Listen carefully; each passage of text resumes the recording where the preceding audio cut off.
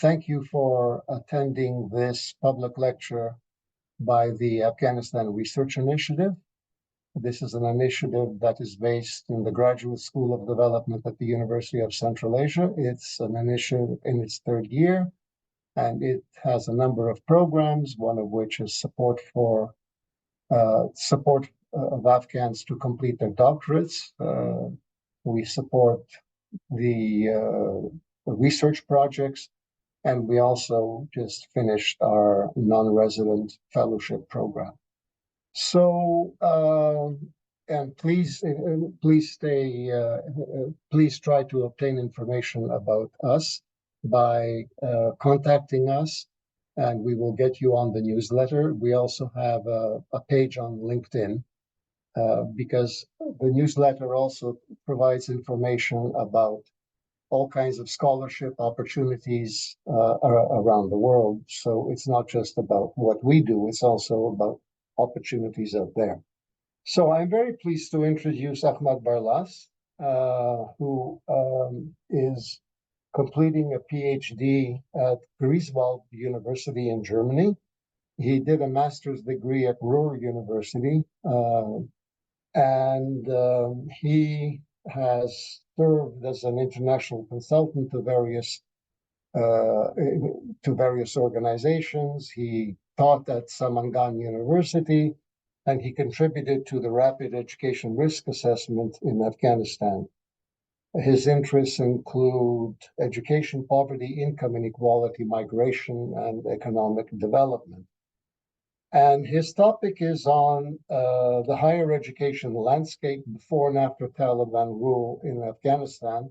This is one of the most important things that one should be discussing in Afghanistan, because during the Republic, there was substantial progress in creating the largest mass of educated people in the country's history. And we know, of course, what has happened to higher education after the Taliban took power, the catastrophic exclusion of women, and other things.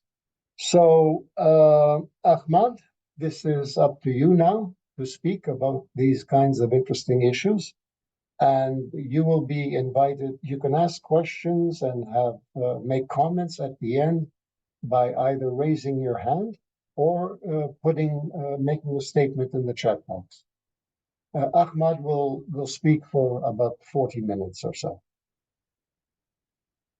Yeah, Ahmad, thank you so much for your introduction and kind words. And I would like to also welcome all the participants, and also thank you, Dr.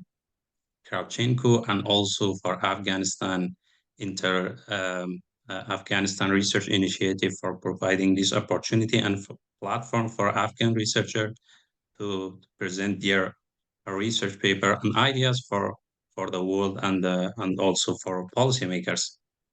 Today, I would like to present about higher education in Afghanistan. It's also part of our joint research project with my colleagues Said Muhammad Munir Ansari and also Muhammad Amir Mohammadi, who works at Samangan University in Afghanistan. If it's possible, I would like to share my screen. A few moments, please.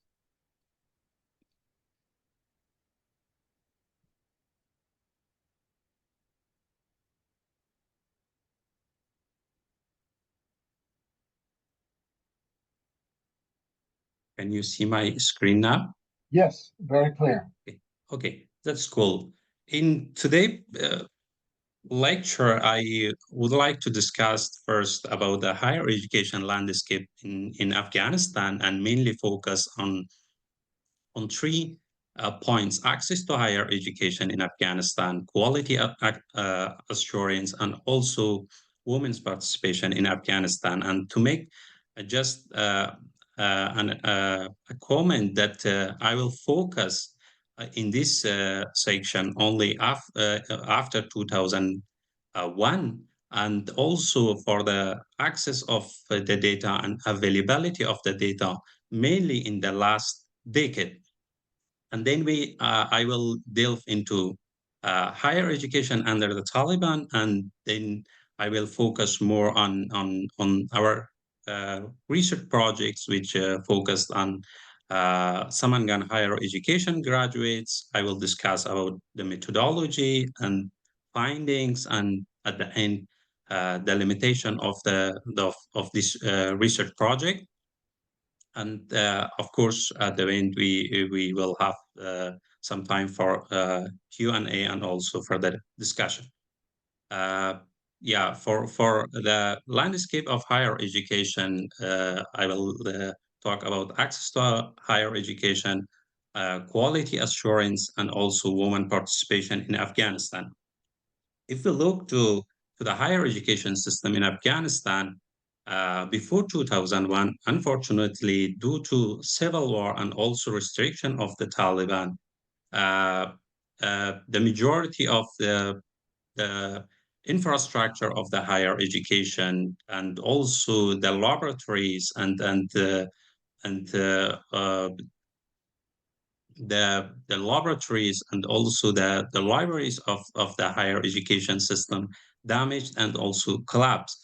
In addition to that, the majority of academic staff fled the country due to civil war, all also detained, all lost their lives just because of the war. Uh, in 2001, when the international troops and also invaded in Afghanistan, and the new government established by the end of 2001 and beginning of the 2002, specifically the Ministry of Higher Education undertook initiative to enhance the access to higher education and the quality of higher education in Afghanistan. If we look through the statistics, unfortunately, by 2001, only 8,000 of students were enrolled in at universities in Afghanistan. Only a few hundred female students at medical university in Kabul, because in the first uh, round of the Taliban governments in Afghanistan, they also the girls were also banned from pursuing higher education in Afghanistan. Only a few hundreds were enrolled in medical school in Kabul. But of course, if we look to this table, it shows the public university growth in Afghanistan, specifically from 2010 to 2021. If we compare, for example, 2010 with 2001, which was 8,000 students, it's a very uh, dramatic increase. And if we compare from 2010 to 2021, we see that the number of male students increased from 51,000 to 137,000, and also the number of female students increased from 12,000 to almost uh, uh, 59,000 students. At the same time, or with the same trend, if we look to the academic staff, it also increased. The number of male academic staff increased from 2,500 in 2010 to almost 5,400 in 2021. We have the same for female staff, from 450 to 850 only in one decade. Of course, the number of public universities also increased across the country. In 2010, we had only 20 universities in the country. But if we look to 2021, it's almost double. We have almost 40 public universities in Afghanistan. Not only the public university increased, also because of the high demand for public for higher education, and also there was a gap for the demand. The private sector also encouraged to fill this gap, and established private universities, especially in 2006. The university allowed private university to be established in Afghanistan, and in 2010 it was 31 public private university in Afghanistan. And if we look in 10 years, almost the number increased from 30 private university to 133 private universities in Afghanistan.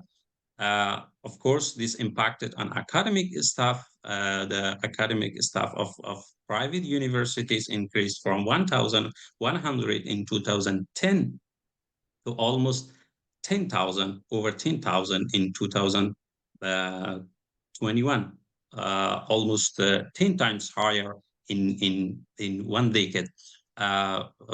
The number of students, if we look also in 2010, it is 20,000.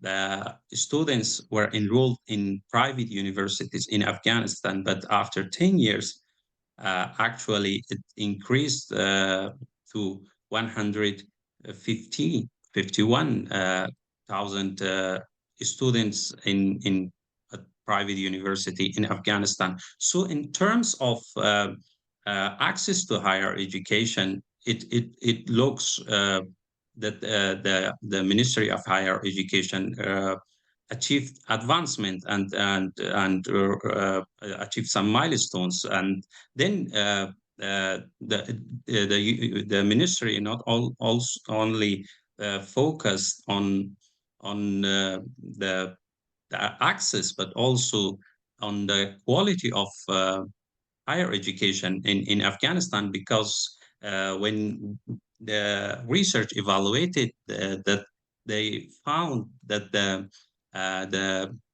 university do not graduated students based on the job market or labor market. So the ministry decided to focus more on quality assurance and accreditation in Afghanistan. Specifically, this notion brought in 2009. They introduced the notion of quality assurance at the Ministry of Higher Education, and then in 2012, the Ministry of Higher Education established the Directorate of Quality Assurance and Accreditation in Afghanistan, and also started reviewing private and public universities in Afghanistan and graded based on their performances. And at the same time, the Ministry of Higher Education developed the strategic plan for quality assurance in higher education, which was another achievement for the development of quality in higher education in Afghanistan. At the same time, the higher education focused on curriculum reforms. Actually, the majority of the curriculums were revised by the ministry in Afghanistan in the last 20 years. And the also international organization also participated in development of curriculums and reforming of curriculums with and assisted the Ministry of Higher Education in this regard. I personally participated in the revision of curriculum for economics faculty in Delhi in India, and this initiative was collaborated with the Barlas State University of the United States, and around 10 lecturers of Afghanistan were participated in this initiative for almost 2 months in India, and we developed the curriculum for economics faculty in India, and then submitted, I believe, to the Ministry of Higher Education. It was almost in 2020, and there was also partnership between the universities of Afghanistan and also with international universities. Almost half of the universities in Afghanistan had international partnerships with international universities, and they use the resources and also the experience of their partnership to increase the quality of education, and also uh, to send their lecturers to those universities for higher degrees. And uh, uh, if we look to the recent statistic before the collapse, of course, 50% of the Afghan lecturers received master degrees, and also 5% of them received their PhDs from abroad and overseas. So it was uh, great achievements for the hiring the quality of uh, higher education in Afghanistan through this initiative and establishment.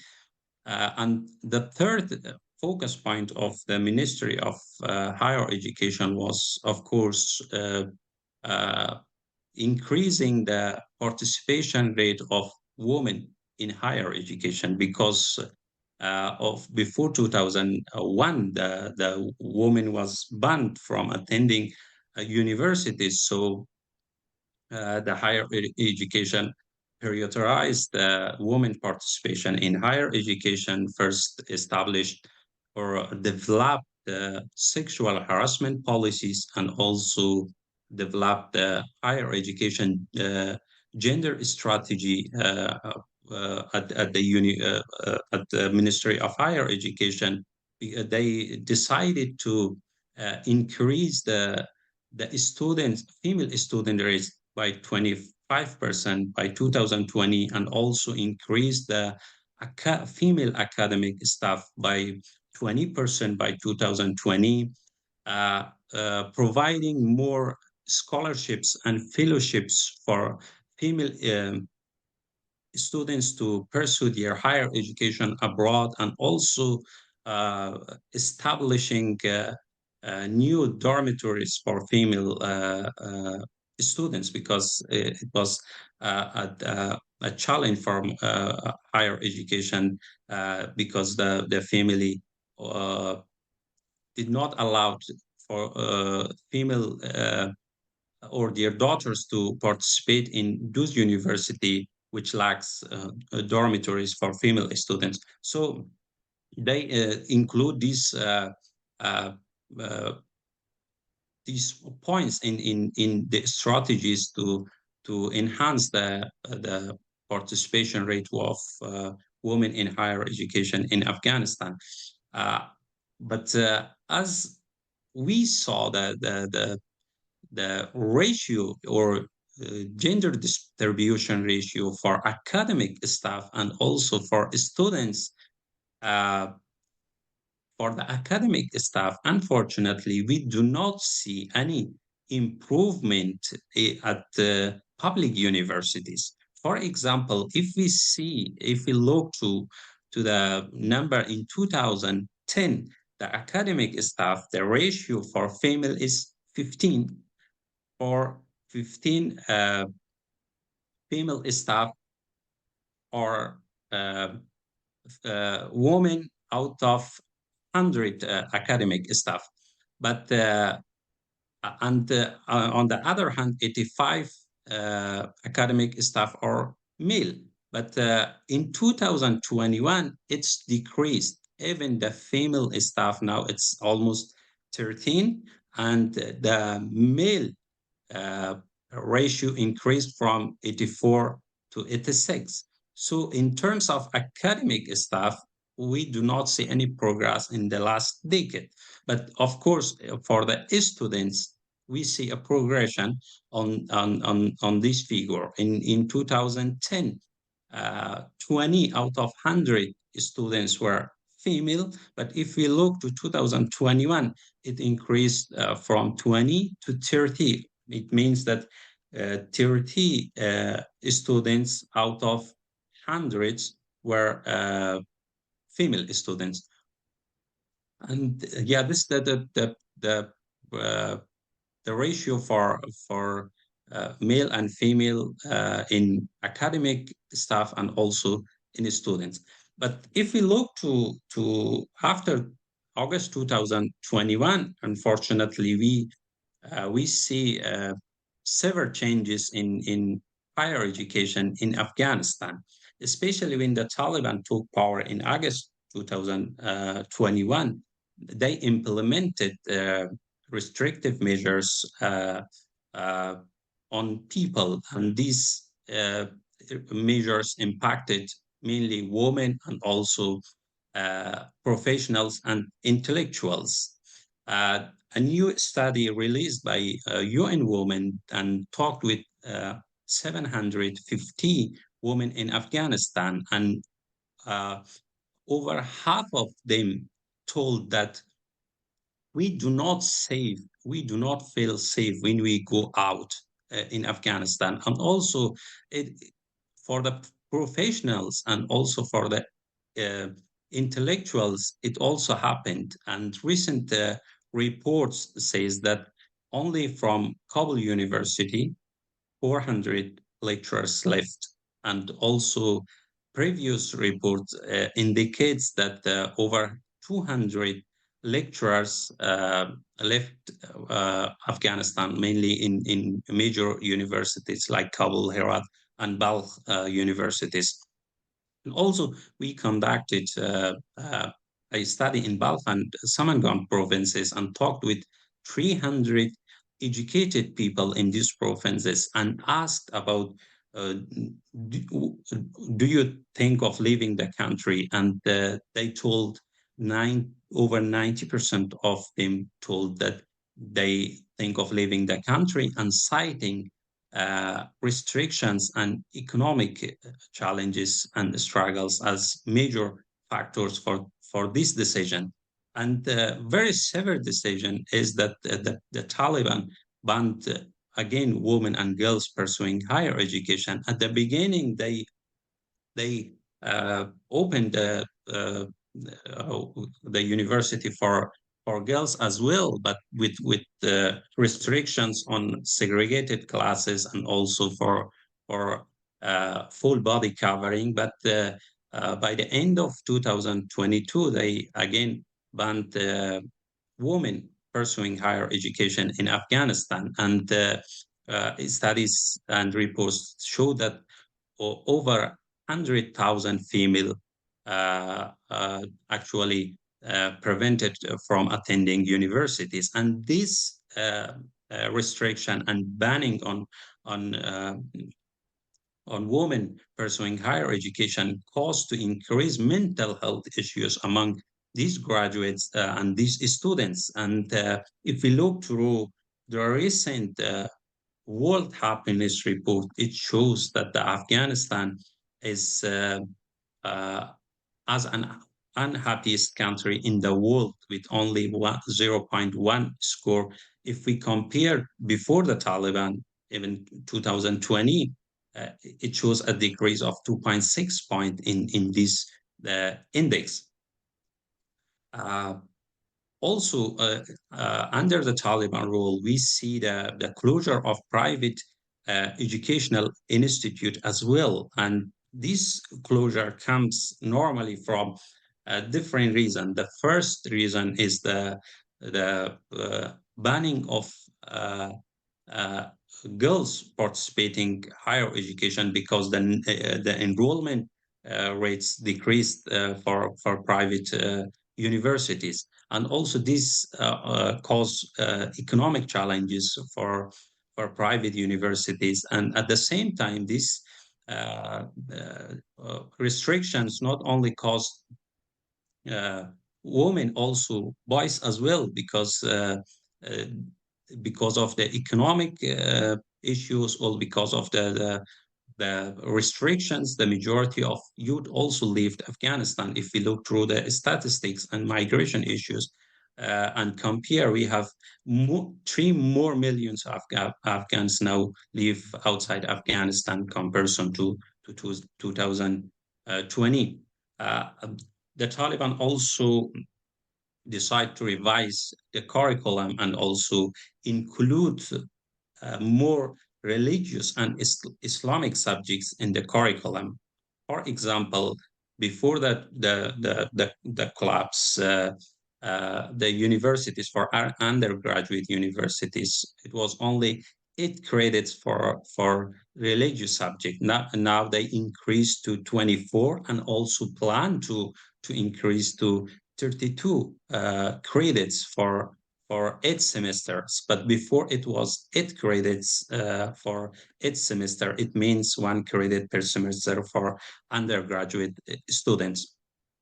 And also the other issue which we observed is that the Ministry of Higher Education recognizes religious schools and madrasas from Afghanistan, and recently they uh, uh, actually held a qualifying exam for madrasa graduates. It was uh, over 50,000 madrasa graduates participated in this exam, and if they successfully pass this exam, then the Ministry of Higher Education awards bachelor and master degrees for them. And if they get these degrees, this increases the chances for them to hire or to be hired at the universities as academic staff and lecturers. And these all these restrictions and initiative caused a decline in academic freedom in Afghanistan. If we see the academic freedom index in Afghanistan, now it's ranked zero point 0.1 in 2024 and placing Afghanistan at the bottom 10% globally.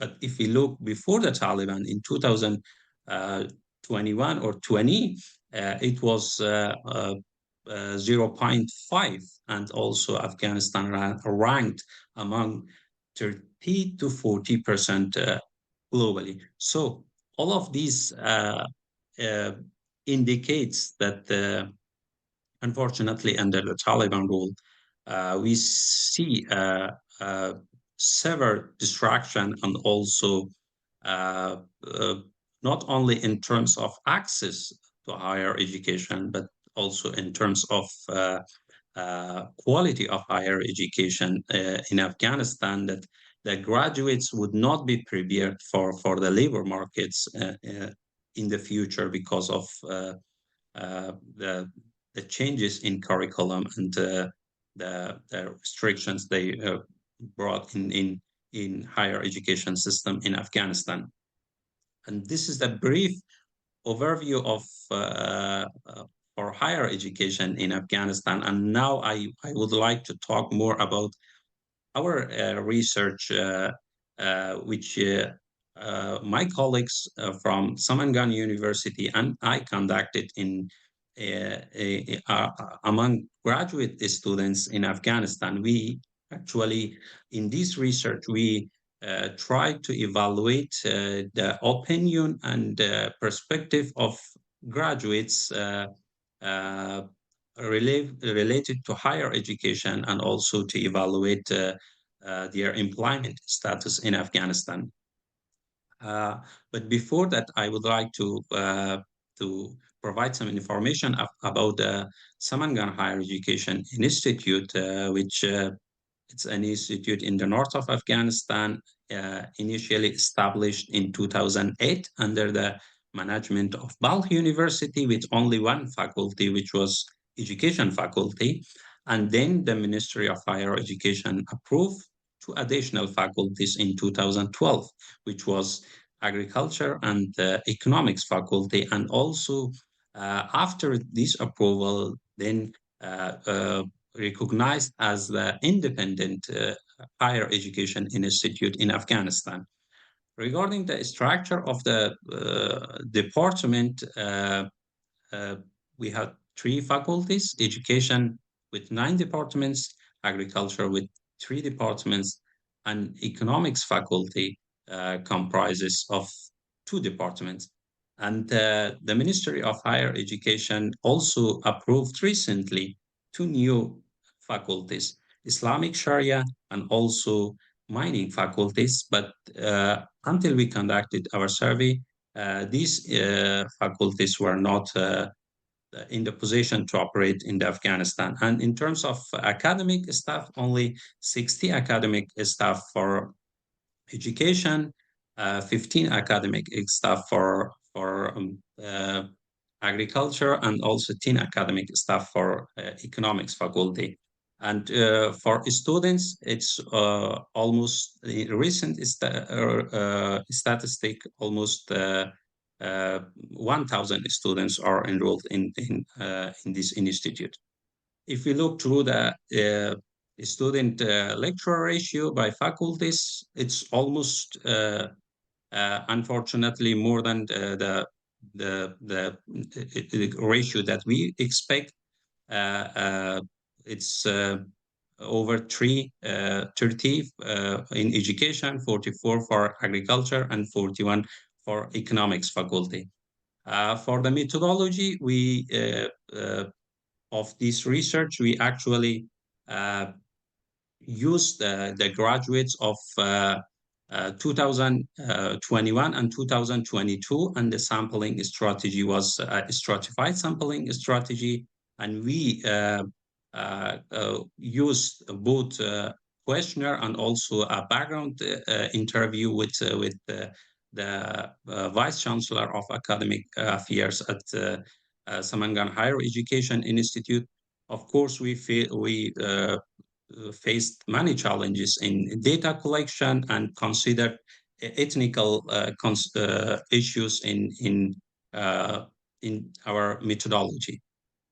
The demographic characteristics show that 64% of the participants were male and 35% were female, and the majority of our participants were between age 24 to 26, and also the majority of our participants were from Tajik ethnic group, and 66% from urban area, and also only 33% from rural area.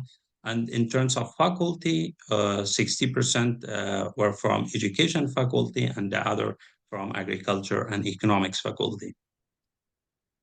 In terms of expectation and education experience, when we asked from our participants, as you see that 64% were participated in corporate preparation courses, and only in urban areas, and in rural areas, it was only half. And the major motivation factor for selecting majors based on gender and area, as we see, majority of them in all categories selected based on individual preferences. Of course, our participants participated in short-term courses, but for male and female, for male it was 55, for female it was almost the same. But if we look for rural and urban area, there is a difference between rural and urban areas. And we have the courses with different types of courses, language skill, computer skill, and also job application training was the most favorite by our participants. The distribution of the expectations, as we see, female students or graduates were more satisfied with your education, and also in terms of faculty, for education, it was the most that more students, over half of them said that their expectations were met by Samangan University. But when we asked about their participation for another degree, unfortunately, over 90% of them told that they did not participate in other higher degree after their graduations. If we look through employment status based on gender and faculty, yes, as we see, we have unfortunately we have three categories in here: implied, unimplied, and also small livelihood activities. So these are based on different categories we have for employment status, and also for when we ask for those who were implied regarding to their education, for male, half of them work for private and almost half of them work for government. But for female, as we see, private sector plays the significant role in their employment, and also then government and international NGOs. These are only for implied graduates. And when we ask about this influencing factor in landing a job, there are some, uh, b- we distinguish between implied and unimplied graduates, and there are some similarities in terms of major and also experience and also connection, or both implied and unimplied graduates think these factors are important in landing a job. And but for technical issue, for example, or for communication skills, implied students say that it's important, but unimplied participants said no, these skills are not important in landing a job. And yeah, for the limitation of this project, as I explained, this sample was solely conducted in Samangan University, so it's a restriction for us to generalize our findings, because we do not have the representative from other institute, and also only relied on survey. It would be good for other for the future research to consider a mixed method of survey and also interviews for conducting such studies. And thank you so much for your participation, and also for your time. If there are any questions, I would be happy to answer. And also, if there are any feedback for improvement, because it's now for the submission, I would be happy to welcome all those comments. Thank you. Okay. Thank you very much, Carly. Thank you very much for your interesting presentation. I'm wondering if you have any thoughts about enrollment of women in higher educational institutions in the future. Is it a possibility that the Taliban government will notice gaps in the labor market, for example, and want to expand women's enrollment again? Unfortunately, until this time, if we if in our recent study with IRC, I also looked to compare the education policies of the Taliban in the first round and in the second round, and I found out that the Taliban in the first round even did not say in the media and official statements that they do not allow women or girls to pursue higher education beyond grade 8 or age 8, or grade 6 and age 8. But in reality, if we see, unfortunately, in the first round, and also now we are in the final 3 year almost, they did not allow female to participate in the higher education or in education beyond grade 6. uh, I believe, if the international organization and institute, and also regional countries uh, do not push more restrictions on the Taliban, and also that change the Taliban perspective towards women and basic rights, I personally believe they keep their policies and do not lead the woman to pursue higher education and also participate in higher education, all education beyond grade 6. Yeah. Uh, Let me add a couple of things here, because we have been involved in studying the Taliban civil service and this sort of thing. So let me give you some information. Gulnara asked what type of degree or qualification have been received by graduates of the madrasa. So the qualification that graduates of the madrasa get after 8 years of religious education, and that education is basically the recitation of the Quran, they become a bachelor's. They get a bachelor's degree. If they finish 11 years of madrasa education, they get a master's degree. And a master's degree is important because it allows you to take a good job in the civil service. So the interesting thing that has happened in Afghanistan with the civil service in general is that it has doubled its size from 400,000 to almost 1 million people in the civil service. And that's because the Taliban have had to reward their militants with jobs. And the only jobs that are available is they have pushed them in the civil service.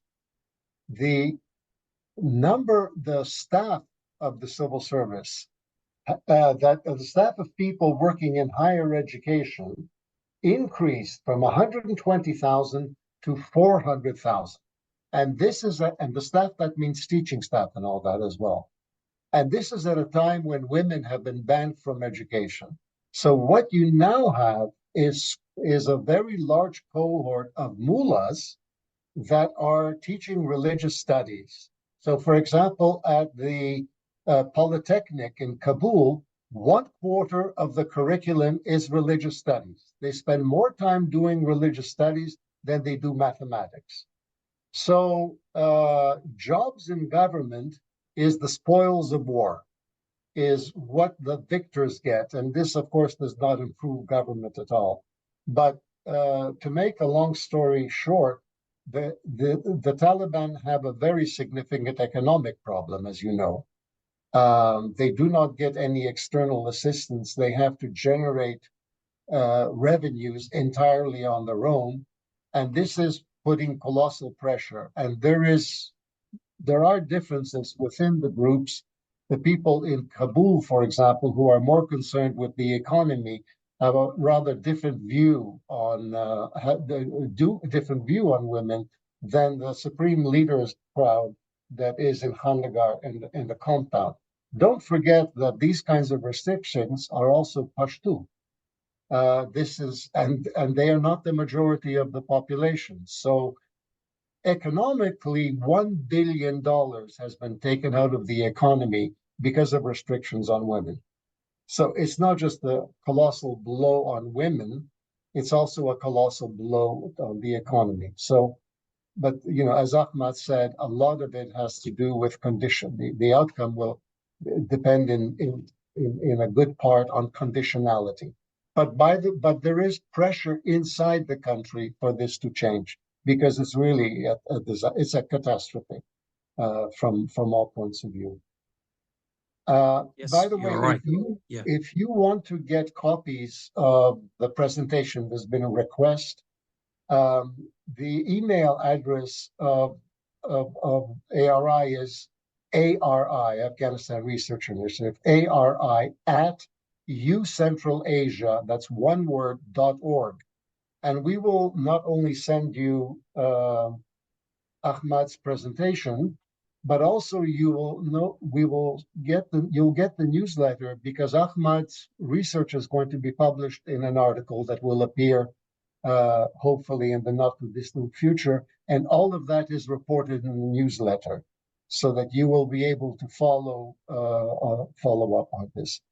Does anybody else have any kind of comments or questions? What do you think, Ahmad, is the future of a place like Samangan University? Where do you think it's going to go? Sorry. What do you think is the future direction of Samangan University? So, for example, you say that they have approved mining, because extractive industries are very important. It's the holy grail. They think they're going to make a fortune in mining faculties. But to teach mining, you need very good engineers and technical stuff.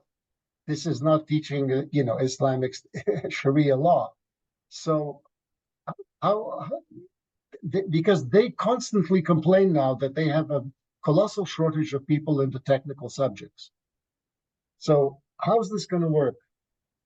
Yeah, first of all, I work in Samangan for almost a decade, and the mining faculty is not approved by the Taliban, but the previous chancellor and vice chancellor, and also my colleagues in Samangan University, have developed the proposal and also proceed the procedure for approval. So only now they approved that all the documents were actually were prepared for the approval. So the first thing is that the Taliban not this was not the initiative by the Taliban, but by the previous of my colleagues in Samangan University. And in terms of uh, human capital, actually, if we look in terms of human capital, uh, it's not possible for economics, for engineering, for mining faculties that the graduates of religious schools and madrasas teach the subject or technical subject. It's not possible. And if we look the challenge that the Ministry of Higher Education faced in the last 2 decades, the shortage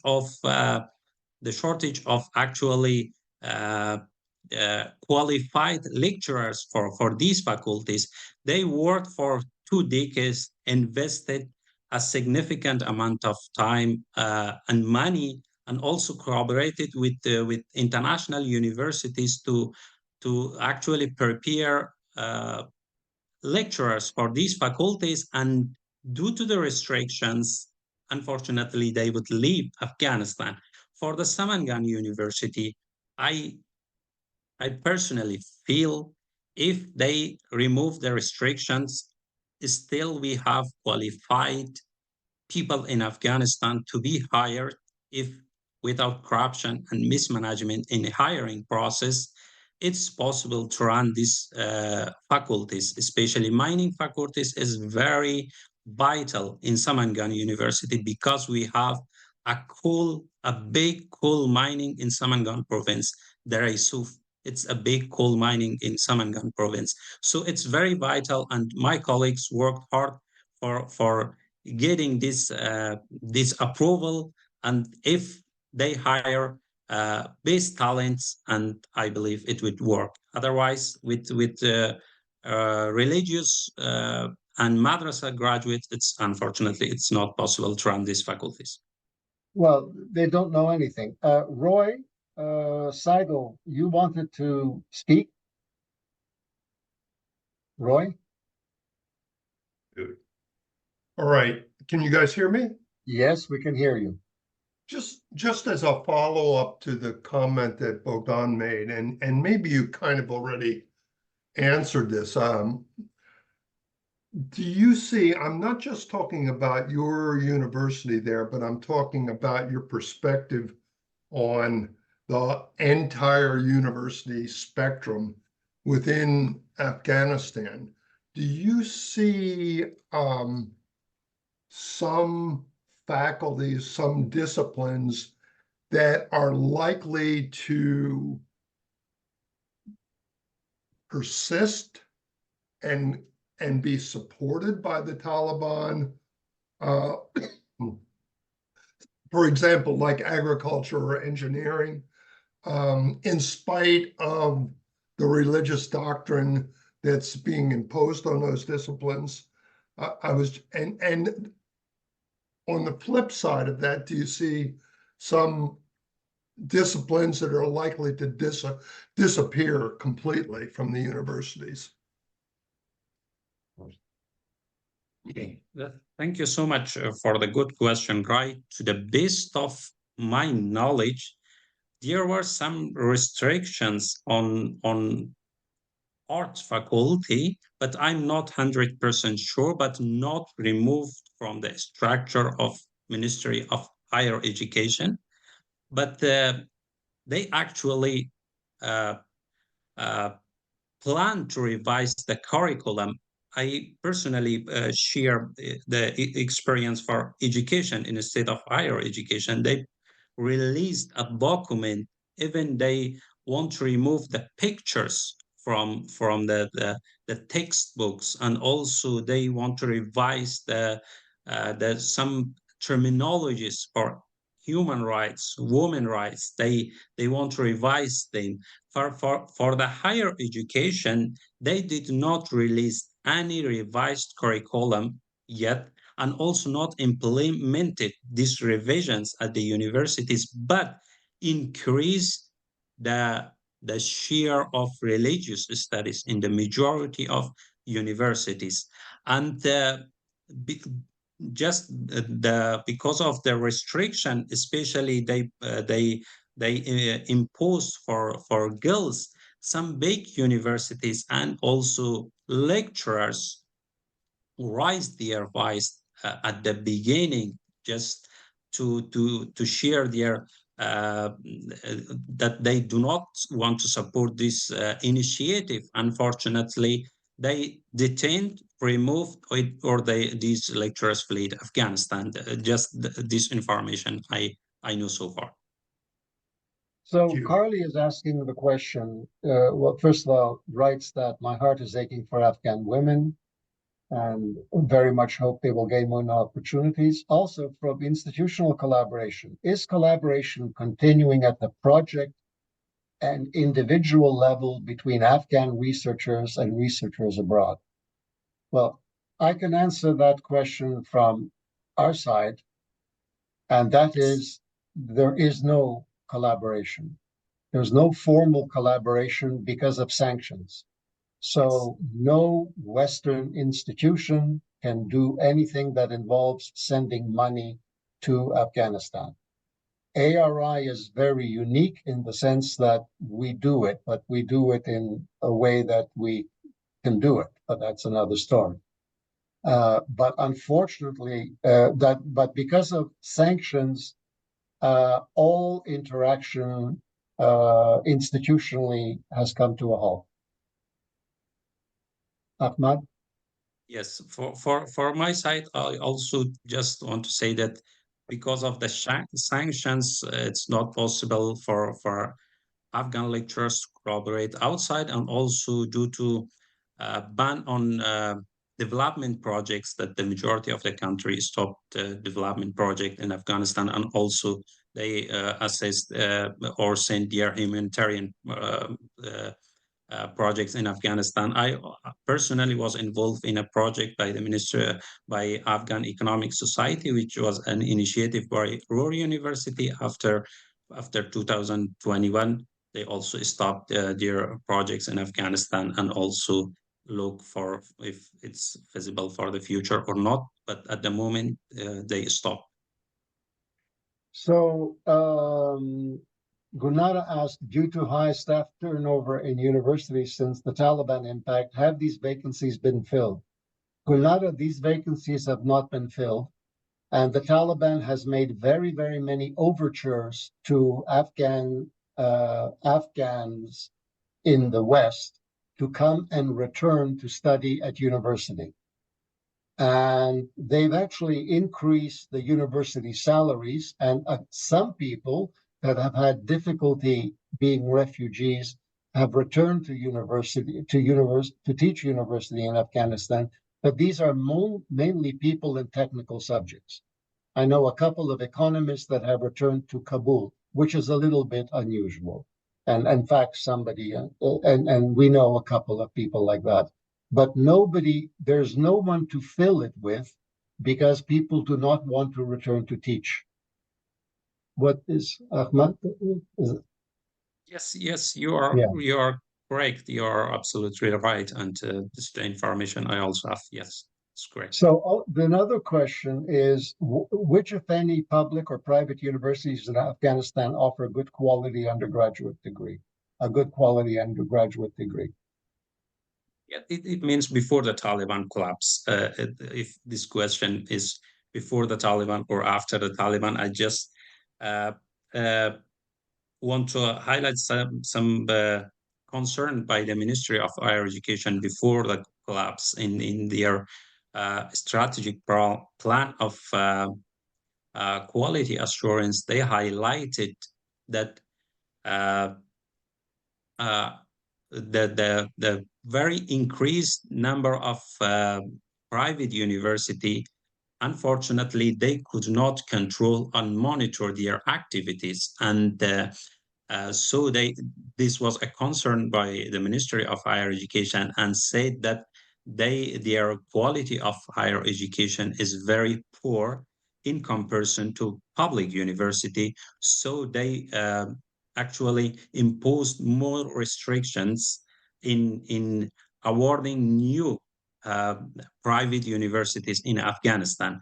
But yeah, there were public and private universities, some public universities also with good quality, but unfortunately with public university with poor quality. We had the same for private universities as well, but for the American Afghanistan American University, for example, a private university, and also we had the Cordon University, one of the major private university with good and high quality for undergraduate students. But after 2021, unfortunately, I do not have enough information for classified categories of private or public universities, and I do not have any updated statistics and information on this regard. So actually, there were more students, or as more students enrolled in private universities than there were in public universities. Yes, And correct. private universities varied. There were some excellent private universities. Kardan is among them.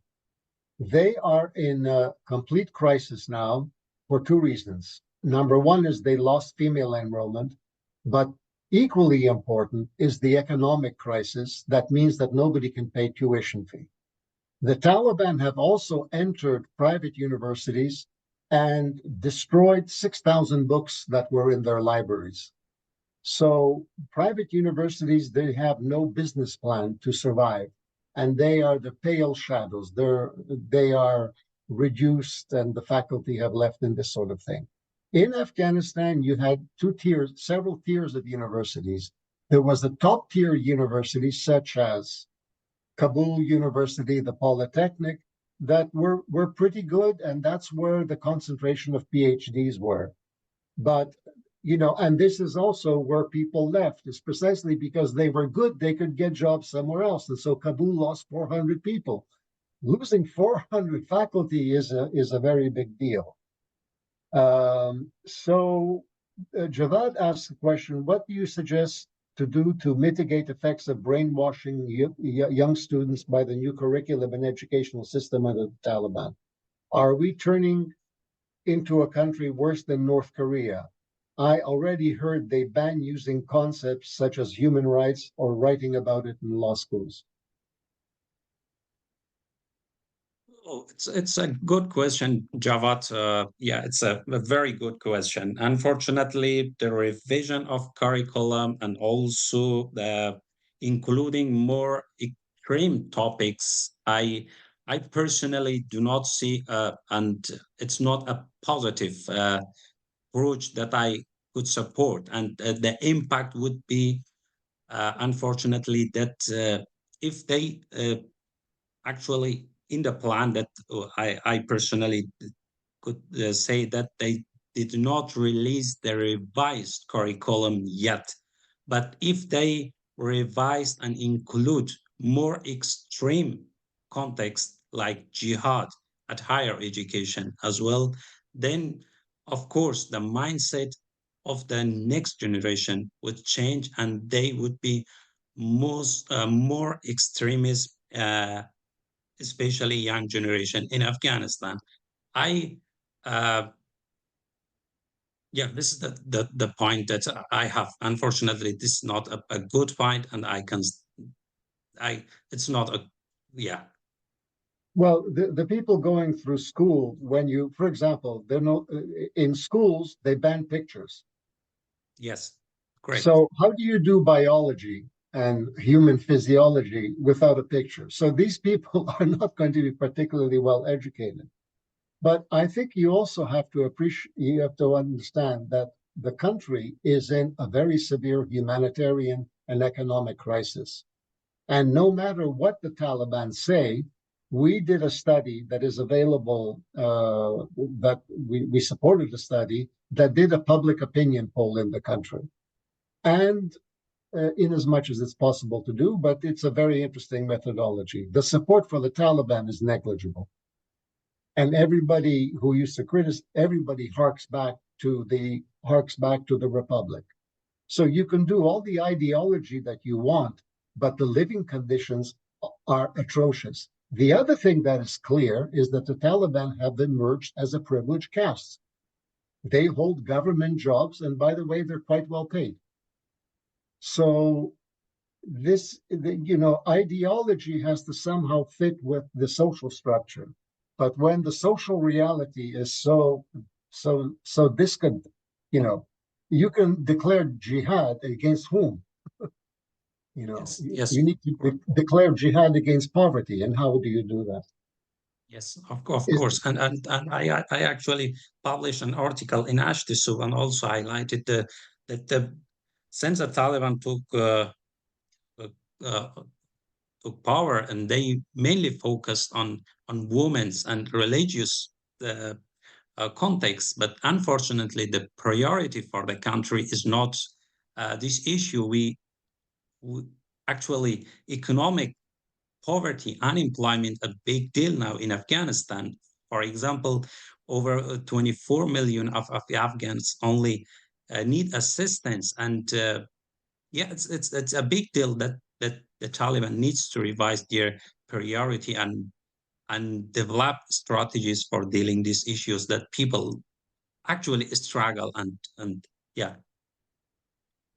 Okay, if there are any more questions or comments, I want to thank the audience for participating. Thank you for being active and asking these questions and making these comments. Thank you, Ahmad, for the presentation. When the article, we will share your presentation, but more importantly, this will shortly in the next couple of months or so appear as an article, and you will be able to access that article by a link on our newsletter. So please follow the newsletter for the latest updates on research. So thanks everybody for participating. The question, wait a second. Could you undo the presentation function? One can hardly see your faces otherwise. Okay, and there's another question. So can you undo the presentation function so they can see things? Ahmad, can you undo the presentation function? Okay. Yeah. Yes. And then there's a question, can online university provide education to Afghan girls and women? Yes. And this is being done on a very large scale. Yes. And this is to be supported. Yes. This And is the also only option.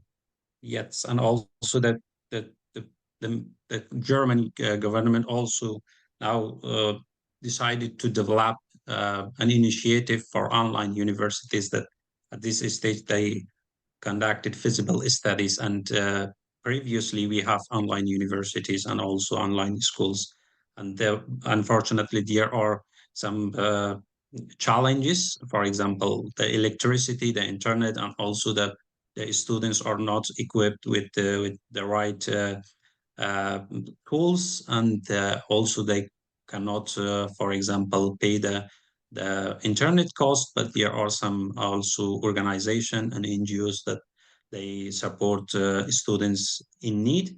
Yeah, but actually there are a number of online universities and schools that operate in Afghanistan. Yeah.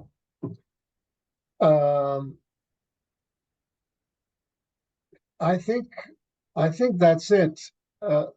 Great. Which online universities? These are not online universities. They're actually organizations organizations and Western NGOs that offer online courses. I am not aware of a university that has specifically offering, for example, the courses that can lead to a bachelor's degree at this stage. Of course, there's nothing to prevent girls from taking online courses, but of course, these online courses are hellishly expensive, and that won't work. So I think that what you have now are organizations, the German government. I know the Gates Foundation is doing a very big project. Cambridge is doing a project and this sort of thing to offer courses in core skills like such as English, mathematics, and this sort of stuff. I am not aware of a full degree program that people can take for free, unless you are. I haven't heard of this. I personally heard that the Afghanistan American University developed a program especially for those girls who are living in Afghanistan for the bachelor's program. For a bachelor's program. Yes, that's it. Yeah. Yes. Well, they're probably the only ones that have done this so far. And this should be supported. This is the best thing that we can do. Any other questions? Great. Well, thank you very much for being active. Thank you, Ahmad, and have a very good day. Thank you And so keep much. following events in Afghanistan, and whenever possible, do support the efforts of people, especially those involved in women's rights, because the situation is absolutely appalling.